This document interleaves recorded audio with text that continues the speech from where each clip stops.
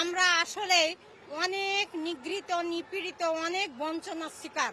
আমরা যুদ্ধের পরবর্তী সময় এই পর্যন্ত আমাদের এত আন্দোলন, এত ত্যাগ, এত কষ্ট, আমাদের শিক্ষকেরা বৃষ্টির মধ্যে ভিজছে, পানিতে ভিজে একাকার হয়ে যাচ্ছে। গরমে যখন এই সূর্যের আলো যখন উঠছে তখন শিক্ষকের শরীর উত্তপ্ত হয়ে যাচ্ছে।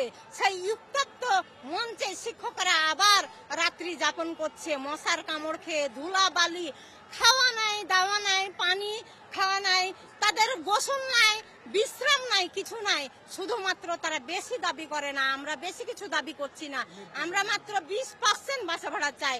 অন্যান্য সেক্টরে 45% থেকে 55% বাসা ভাড়া আছে, কিন্তু আমাদের শিক্ষকেরা অনেক নম্র, ভদ্র এবং শিষ্টাচার। তারা কিন্তু বেশি কিছু বলছে না, তারা বলছে 20% বাসা ভাড়া আর চিকিৎসা ভাতা 1500 টাকা চাচ্ছে।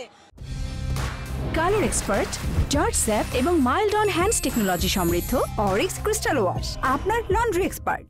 আর হচ্ছে শিক্ষক কর্মচারীদের জন্য 75% উৎসব ভাতা। এটা আমার মতে বেশি কিছু না।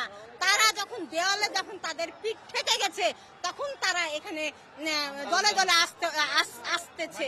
আমাদের 6 লক্ষ শিক্ষক কর্মচারী, কেউ কি চায় তাদের বাড়ি থেকে আরাম আয়েশ ছেড়ে, ঘুম বাদ দিয়ে, গোসল বাদ দিয়ে, স্টুডেন্টকে না পড়িয়ে এখানে আসা? রং ধরেছে, শখ জাগেছে কি আমাদের? আমাদের কোনো শখ জাগেনি। আমরা যে স্টুডেন্টকে পড়াশোনা করাই সেটা হচ্ছে আমাদের নিজের সন্তানের মতো করে আমরা মানুষ করি। আমাদের নিজের সন্তানের দিকে তাকাই না যে আমার সন্তান স্কুলে গেল বা কি পড়লো বা কি পড়া আছে পড়াই, সেটার দিকে খেয়াল করি না।